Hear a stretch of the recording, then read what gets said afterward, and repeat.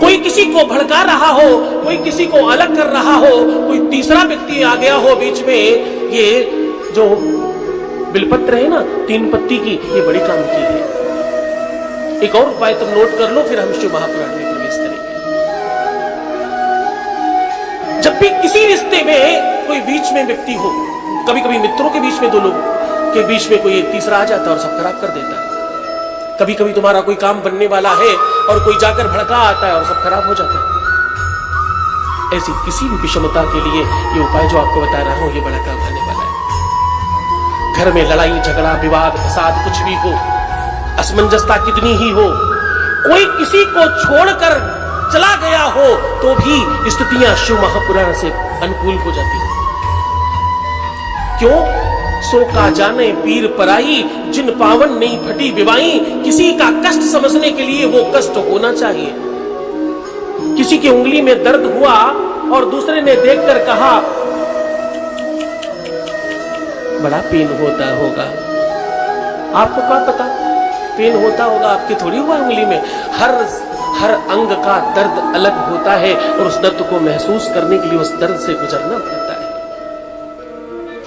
आप संवेदित तब कर सकते हैं जब उस संवेदनाओं में तुम्हारी भी संवेदना हो और तुम्हें मालूम हो वो कैसे किया जाता है। जिसे नहीं आता, जिसने वो भोगा नहीं है, उसे मालूम नहीं होगा। महादेव के 2 विवाह हुए हैं, उन्हें वियोग पता है, उन्हें मालूम है किसी से अलग होने का क्या दर्द होता है, क्या पीड़ा होती है।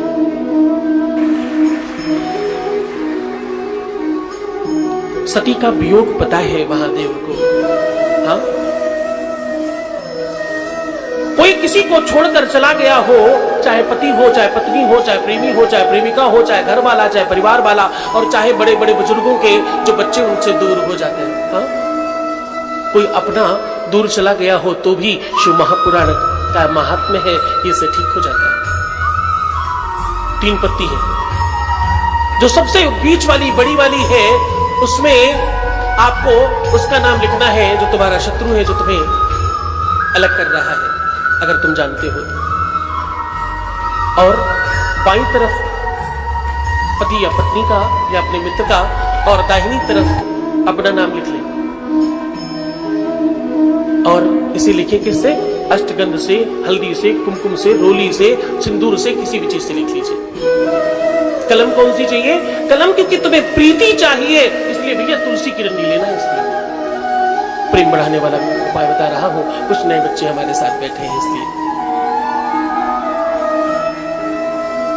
और इसको चिकनी की, जहां चिकना पत्ता होता है उस तरफ लिखना। ये बिलपत्र है ना, इसका चिकना वाला भाग जो है इस तरफ लिखना।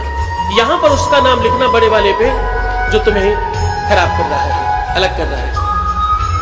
और बाईं तरफ जिसे तुम प्रेम करते हो, चाहे तुम्हारा मित्र हो, चाहे तुम्हारा साथी हो, और दाहिनी तरफ अपना। माताएं भी इस बात पर ध्यान दें, भैया तुम्हारे तुम्हारे पति परमेश्वर अगर ठीक नहीं रहते तो ये उपाय कर सकते हो। और इसे उल्टा भगवान शिव के ऊपर चढ़ाएं। ये सोमवार से शुरू कर शुक्रवार तक करें। केवल 5 दिनों में ही तुम्हारे जीवन में वो व्यवस्थाएं अनुकूल हो जाएंगी। ये महादेव की कृपा है, करुणा है।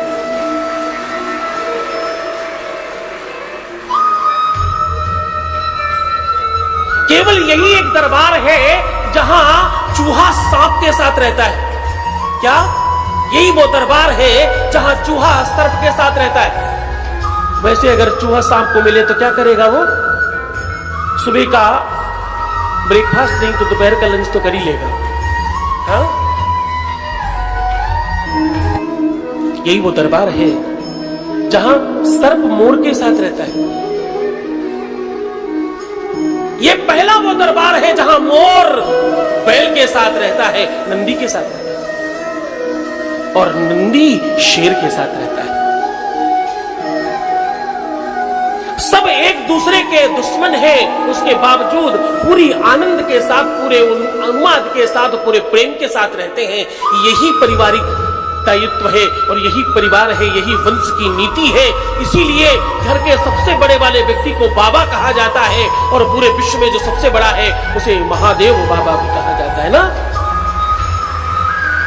परिवार की नीति और परिवार की निष्ठा और परिवार की संस्कृति बिल्कुल ऐसी होनी चाहिए।